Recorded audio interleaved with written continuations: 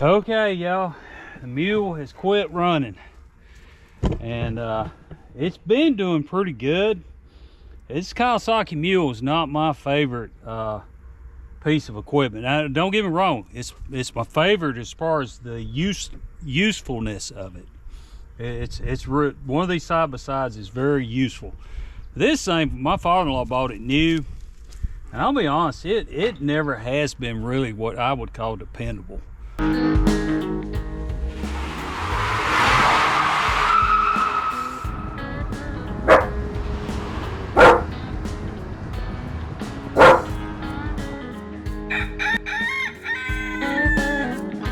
Welcome to the Vista Acres Homestead channel.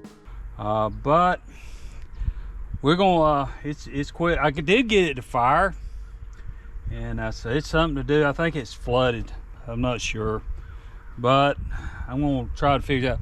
And I'm gonna tell you something while I'm on this subject. May get on a roll here, but I watch a lot of Angie and we watch a lot of homesteading channels. And I find it very interesting that they talk about food prep. And yes, food prep is very important. But some of them openly brag that they're not mechanically minded and they can't fix nothing. I won't tell you, folks, if things was to get bad, is what some of them are claiming. And I say if it was, they're gonna be hurting. Because I'm going to tell you what, you need some basic skills of keeping your equipment running. I'm not saying you got to be to where you can pull down and rebuild a motor, but you need to at least be able to say, hey, look, this thing's not getting fire, or it's not getting gas.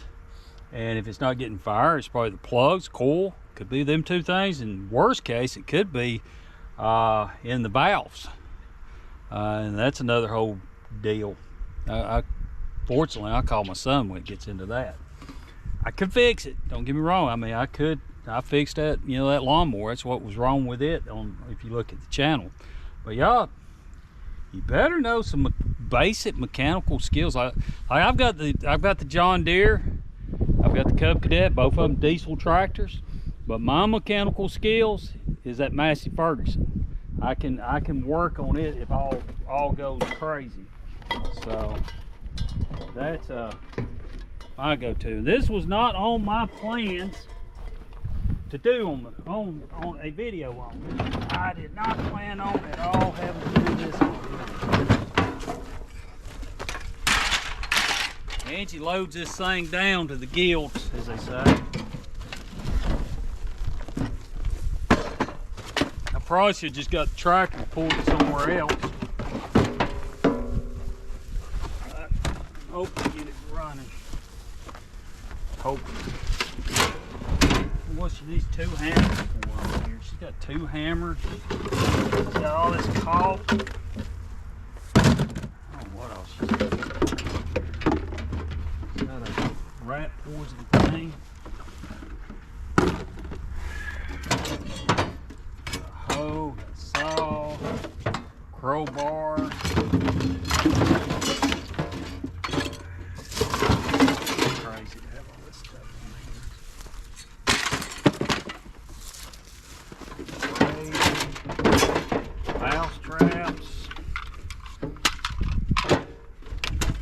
Bed spacers. All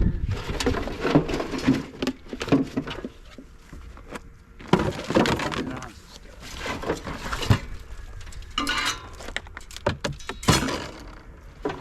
It's interesting thing when I did try to crank it.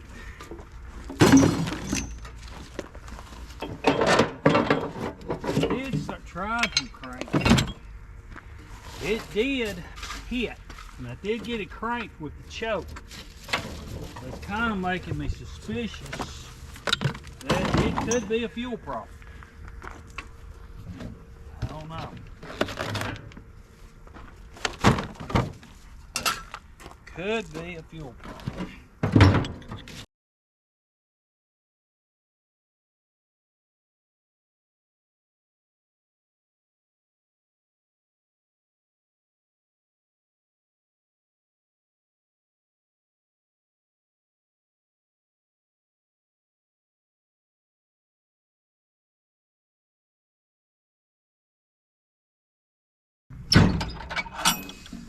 other side's on right. Move, Maggie.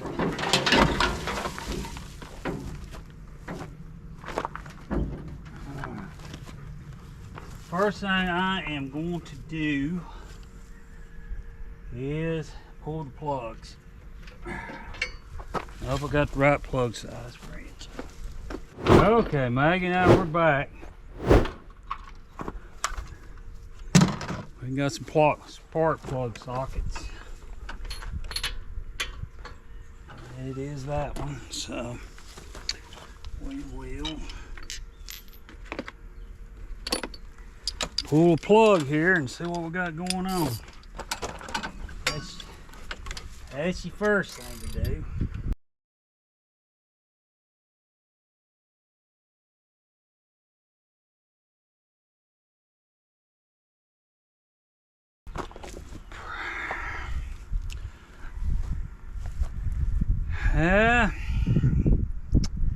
Yeah, probably the problem. Look here, y'all. See how black that is? And then that wouldn't matter, that part, because that's the outside, but right here to where it fires on this to this, if you look up in there, that's fouled. It's fouled. So I may have some new ones up there. I don't know. I'll go up here and we'll look. And that's another thing, y'all, and I'll be honest, I'm not the best at it, is you probably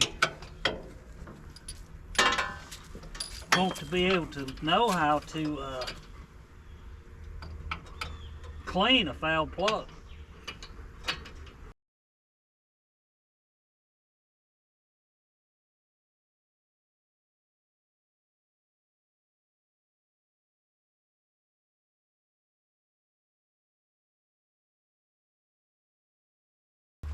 Oh yeah, yeah, look at that one. That one right there, y'all, is definitely fouled. I mean, that one's a good example of a fouled plug. Now, let's say things was bad. No auto parts stores open to where I could just, you know, take this NGK and take this plug and go get another one. That's a simple thing to do. Then I just go get another plug. But let's say they're not opened. So you're gonna have to know how to take this and clean it. And what you do is take some very fine sandpaper and you would just sand it and clean it and get it. And I'd even take some gas and or starting fluid. That's something there you may want to put on your list to have if things was to get bad. Some starting fluid. Real handy tool. Another tool is they make a plug tester. You put over this and hook it into your plug wire and it'll tell you if you're getting fire or not. That's a good tool to have in your box if things was to actually get bad. However, two things with a gasoline engine. You gotta have fire and you've gotta have fuel. 2 F's. If you're not getting both of those, it's not gonna run. And this would definitely be a fire problem. So we're gonna get some plugs and let's see if I'm right or wrong. I've been wrong before, but let's see if I'm right or wrong. See if this will crank if I get these changed out or cleaned. Okay, y'all, I lucked up. I had a set of these. So basically what you'll do is you'll read, this is an NGK, which that's what I've got here. It gets a little more complicated. This had been a Bosch, and I had NGKs here. Then you kind of got to know a cross reference to what you're doing. But I lucked up. I got a set of these. Now I will, to be prepared, I will go buy another set of these new, and I will not throw these away, because it could come down to that you clean the best looking set that you got, and you go with them. Now, you should make sure your gap's right. What is your gap? You want to make sure your gap is correct. And I'm not probably going to. I'm going to look at it and see. And that's not really the way to do it. But your gap is Let me show you here. Your gap is the distance between this probe right here and the top of this. Okay, I'm not gonna get technical because I don't know to be technical, but basically that's your gap in between there. You take what they call a spark plug filler gauge and you can go through there, and I've got one somewhere. I don't feel like rounding it up, but I'm just gonna look at the two of them. Yeah, I think that gap's pretty close. Just eyeballing it, but y'all, I have put, not bragging, but I have put some plugs in stuff for a while. Basically what I'm doing here is this is where they go, and I will take this thing, I will not try to start this thing with a wrench, and I will turn it but with my finger, because I'll tell you what you don't want to do, and I did this as a kid, I can tell you from experience. I thought my dad's gonna beat me, you know, back then. I guess that was an acceptable practice, but I cross-threaded one time, and my daddy's mechanical skills was about zero. But now that wrench is not going to fit. Let me get y'all here. I'm going to have to put this on first because of the way it's done. And y'all, I'm going to tell you from experience too, you don't want to just go, tightening the hound out of this thing. Matter of fact, you just kind of want to, hang on, I have to edit all that out. Okay, basically what I do, y'all, is, let me get to that, switch my wrench out. Basically what I want to do, y'all, is just snug it up. Because I'm going to tell you, these are probably aluminum heads. I probably should put some anti-seize on them. But you can mess up there if you ain't careful. Alright. Okay. That wasn't the easiest thing to get to, I'll just tell you. Alright, there's one side. The other one is over here. That'd be your other side. Now Maggie, she's just waiting patiently to get her mule started. Now we're gonna change this other one out.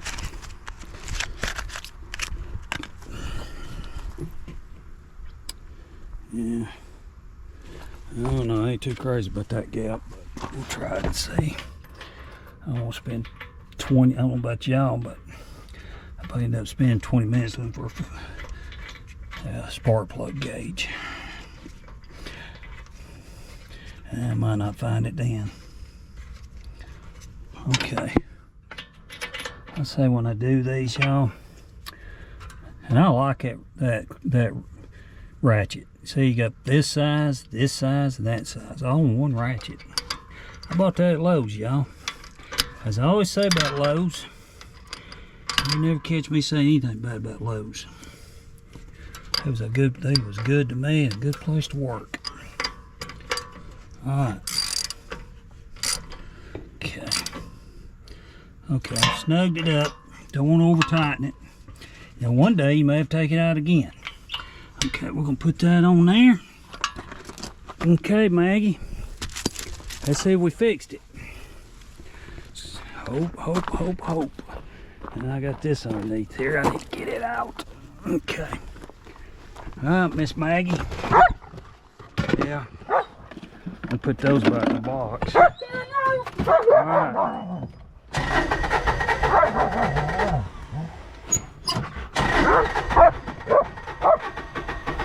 Well, I'll just tell you, that didn't fix it. Now, it definitely probably needs some plugs in it, but the plugs did not repair it.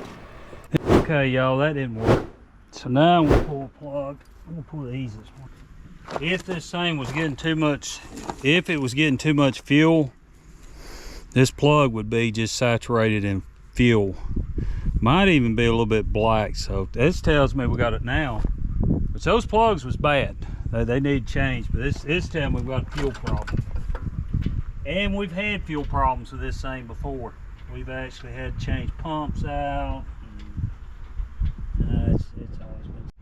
All right, y'all. I think we're going to change fuel filter. I think it might be it.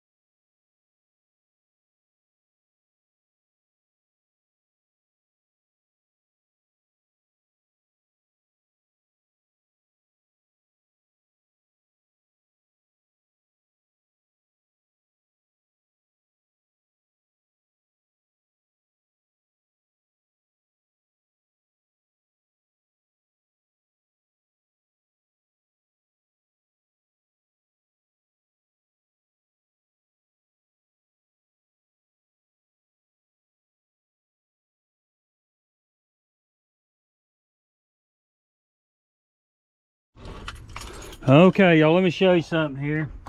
All right, Angie, you ready? Yeah.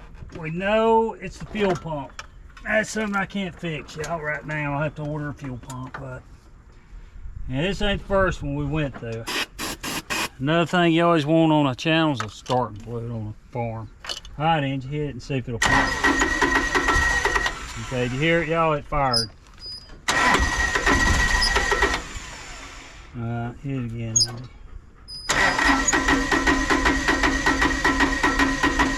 Whoa. Hit it.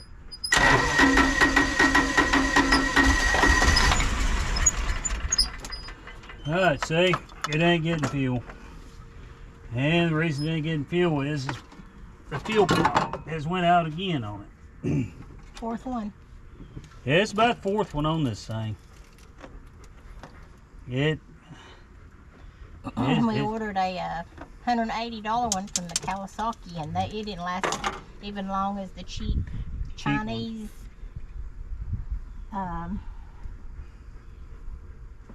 ones through Amazon. I don't know. Jordan knows more about it than I do, but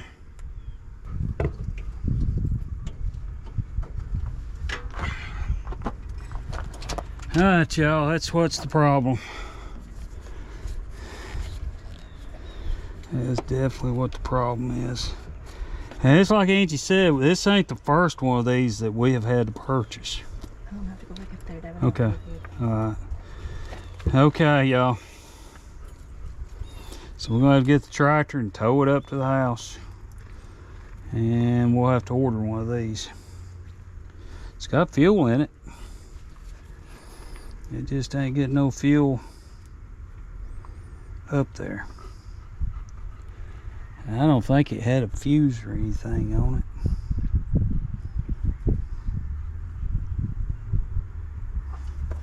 Could try this. See what it does.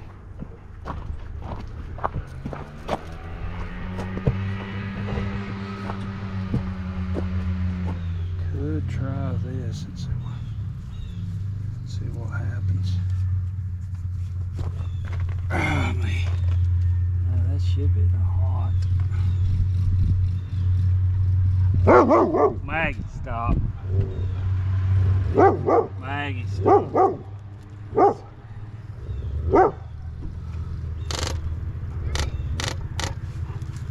everybody's different. Hey! Come here, Maggie. No. Okay, y'all. That kind of wraps this video up on the mule. We did not get it to running at all, and basically, y'all, we had to sun coming up this morning, we had to yesterday tow it up here. We used the tractor and a tow strap, but what is wrong with it? I don't like the way this thing operates on the fuel system, and I reckon that's the way all four-wheelers, mules, and all of them operate. But it basically has I may get my terminology wrong, but it's got a electric fuel regulator. You know, sometimes you can have a manual where you just dial it in on, like hot rods. You dial it into what pressures you want, but this thing has an electric regulator along with like a magneto thing that's in on the flywheel, that when it sends spark, it sends fuel to the fuel system. And I guess that's to keep from blowing the jets out, because if I was just to straight wire this thing, it would blow the jets out of the carburetor, floats, and probably everything else in the carburetor. So I gotta get the fuel regulator. Matter of fact, you know, I was telling y'all, one of the things you don't hear people talking about, they talk about, you know, stock up on this, stock up on that, run out and buy this. But I watch a lot of YouTube, y'all. That's basically all Angie and I watch. I don't know what Maggie's doing. I just got to show y'all that.